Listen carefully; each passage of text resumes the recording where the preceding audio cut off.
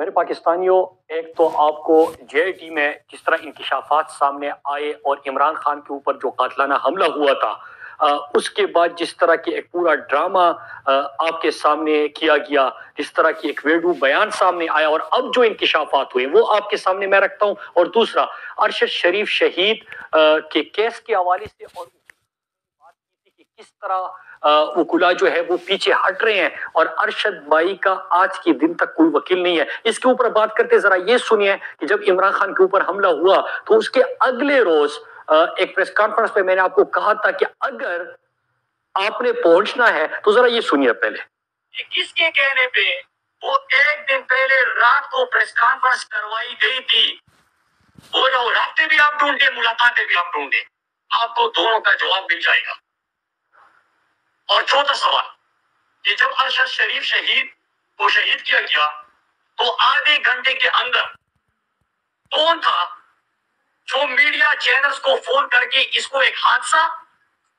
اور پھر سٹوری بنا بنا کے وہ پیش کر کے لوگوں کے ساتھ واٹس ایپ پہ شیئر کر رہا تھا؟ اور وہی اسی طرح کل عمران خان صاحب پہ جب حملہ ہوتا ہے تو اسی طرح ایک بندے کی جو فائرنگ کر چکا ہے، جس کو گرفتار کیا گیا ہے، کون اتنے انفلوئنشل ہے کہ وہاں پہ اس کا بیان تیار کروا کے میڈیا چینلز پہ، ابھی میں آپ کو کے سامنے بیٹھا ہوں۔ Welcome to Ocean M Tech D M T app. اب سوشل میڈیا کے لیے پوسٹ بنانے کا ٹینشن ختم، کیونکہ آپ میڈیا چینلز پہ ابھی میں آپ کو کے سامنے بیٹھا ہوں۔ مطلب کہ یہ میں نے اسی دن آپ کو کہا تھا جب عمران خان صاحب کے اوپر حملہ ہوا، اور پھر جس طرح کے آدھے گھنٹے کے اندر ایک ویڈیو پیغام تیار کروایا گیا اور پھر اس کے بعد تمام میڈیا چینلز پہ اور کچھ مخصوص صحافیوں سے وہ ٹویٹ کرایا گیا اور پھر بریکنگ نیوز کی شکل میں چلایا گیا۔ اگلے روز میں نے پریس کانفرنس کرتے ہوئے آپ کو کہا کہ جب ہم بات کرتے ہیں تو بہت سارے ایشوز ہیں کہ وہ ٹی وی پہ یہ چلاتے بھی نہیں ہیں، پریس کانفرنس نہیں چلاتے، لیکن ایک ملزم جو فائرنگ کر چکا ہے اس کی ویڈیو پیغام، انہوں نے اس کا ویڈیو پیغام کس طرح چلایا، اس کے اوپر میں آپ سے آج بات کرتا ہوں۔ لیکن اس سے پہلے میں ذرا ارشد شریف شہید کے جو کیس کے حوالے سے بات تھی، آپ کو یاد ہوگا 2 دن پہلے میں نے ایک انٹرویو دیا تھا اور اس میں نے کہا کہ ارشد بھائی کے کیس کے حوالے سے مجھ سے پوچھا گیا کہ کیا جو جے آئی ٹی میں اس وقت آپ گئے ہیں اور یہ جو سپریم کورٹ میں 2 دفعہ جو ہیئرنگ ہوئی ہے، تو کیا آپ اس سے مطمئن ہیں، آپ کو انصاف ہوتا ہوا دکھائی دے رہا ہے؟ تو اس کے اوپر میں نے سمپل سا جواب دیا کہ انصاف تو انشاءاللہ اللہ کرے گا، کیونکہ ارشد کا خون ناحق بہا ہے اور جو ظلم ہوا ہے، جو پاکستان ایک محب وطن پاکستانی کے ساتھ ایک کاس کے لیے، حق کے لیے، سچ کے لیے کھڑا ہونے والا اور اس کے لیے آواز اٹھانے والا ارشد کے ساتھ جو ہوا ہے، تو اس کے اوپر اللہ انصاف کرے گا۔ لیکن میں نے کہا کہ اتنی بات کر دی کہ میں نے کہا کہ آپ مجھ سے سٹیٹس پوچھ رہے ہیں، تو آج کے دن تک، اور آج بھی جب میں آپ سے بات کر رہا ہوں تو وہی سٹیٹس ہے کہ آج کے دن تک ارشد بھائی کی والدہ اور ان کے بچوں کا کوئی وکیل نہیں ہے۔ اب اس کے بعد بہت سارے مطلب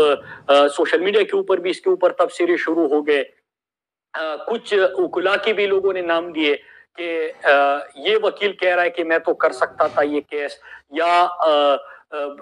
میں ابھی بھی تیار ہوں، تو اسی قسم کی گفتگو ہوئی۔ لیکن میں پھر سے بتا دوں آپ کو کہ اس کا مقصد ایک ہی ہے کہ جس دن ارشد کی والدہ نے وہ ایف آئی آر کے لیے درخواست دی تو اس وقت تک 2 وکلا ایسے تھے جو کہ خود آفر کر چکے تھے کہ ہم آپ کا کیس لڑنے کے لیے تیار ہے، لیکن جب درخواست سپریم کورٹ میں پیش کی گئی یا جب درخواست لکھی گئی تو اسی وقت 2 وکلا جب گھر سے باہر گئے ہیں تو کچھ دیر بعد انہوں نے کہہ دیا تھا تو میرا والد صاحب بیمار بھی ہے تو لہٰذا میں اس کیس کو نہیں لے سکتا، اور انہوں نے بھی کیس نہیں لیا اور وہ بھی اس سے پیچھے ہٹ گئے۔ اب اس کا میں اپنے وکلا برادری کو اور مختلف جو بار سپریم کورٹ بار یا ہمارے ہائی کورٹ کے بار ہے، جو مختلف وکلا تنظیمیں ہیں، میں ان کو بھی یہ کہتا ہوں کہ بالکل ایسا ہے کہ آج کے دن تک جو انہوں نے درخواست دی تھی اور پھر اس کے بعد جو سپریم کورٹ میں 2 دفعہ پیش ہوئے تو ان کے وکیل کی کوئی نمائندگی نہیں ہے، یا ان کا وکیل ابھی تک سامنے نہیں آیا، یا کوئی وکیل نے ان کا کیس نہیں لیا۔ تو اگر کوئی ارشد جس طرح ملک کے لیے بات کرتا تھا، آئین اور قانون کے لیے بات کرتا تھا، تو اس طرح اگر کوئی کیس لے سکتے ہیں تو وہ خود بھی رابطہ کر سکتے ہیں ان کی فیملی کے ساتھ، اور اس کیس کو ہمیں آگے لے کے جانا ہے اور ہر حال میں لے کے جانا ہے۔ پھر دوسری چیز جو ہے، جو امپورٹنٹ چیز آپ کے ساتھ میں اس کے اوپر بات کرنا چاہ رہا تھا، ایک عمران خان صاحب کے اوپر جب حملہ ہوا، آپ کو یاد ہوگا کہ اگلے دن میں نے یہ جو آپ کو چند مختصر سا کلپ دکھایا، اس میں نے کہا تھا کہ اگر آپ نے ارشد شریف کی قاتلوں تک، جو ان کو شہید کرنے والے ہیں، ان تک پہنچنا ہے، یا آپ نے عمران خان کے اوپر حملہ کس نے کیا اور کس کی منصوبہ بندی تھی ان تک پہنچنا ہے، تو ایک کام کر لیں۔ وہ کام کیا کہ کون وہ طاقتور شخص ہے کہ جس طرح خان صاحب کے اوپر حملہ ہوتا ہے اور آدھے گھنٹے میں مجرم یا ملزم کا ویڈیو پیغام تیار کروایا جاتا ہے، توجہ ہٹانے کے لیے، بیانیہ بنانے کے لیے، کہ کس طرح اس کو جوڑ دیا جاتا ہے مذہب کے ساتھ، مذہبی جنونیت کا رنگ دیتے ہیں۔ تو یہ ایک پورا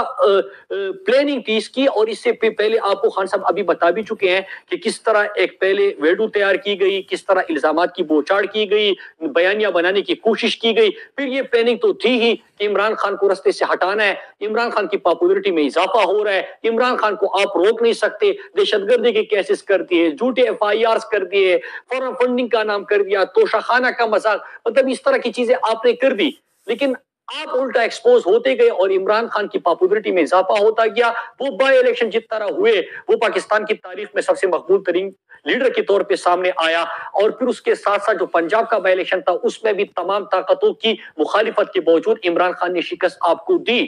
تو پھر اس کے بعد عمران خان کو رستے سے ہٹانے کے لیے ان کو قتل کرنے کا منصوبہ بنایا جاتا ہے۔ میں نے اس وقت بھی کہا تھا اور آج بھی میں یہ بات کر رہا ہوں کہ آپ نے یہ مناظر تو دیکھ لیے کہ ایک ڈی پی او ہے، وہ پہلے ٹی وی پہ آتا ہے، وہ کہتا ہے کہ مجھے نہیں پتا، پھر وہ بعد میں ابھی سی سی ٹی وی فوٹیج جو آتا ہے اس میں واضح طور پہ وہ ڈی پی او خود اپنا موبائل دے کے اس ملزم کی ویڈیو بناتے ہیں، اور پھر وہ ویڈیو واٹس ایپ ہوتی ہے۔ اب ظاہری سی بات ہے کس کو واٹس ایپ ہوتی ہے، وہ کون سا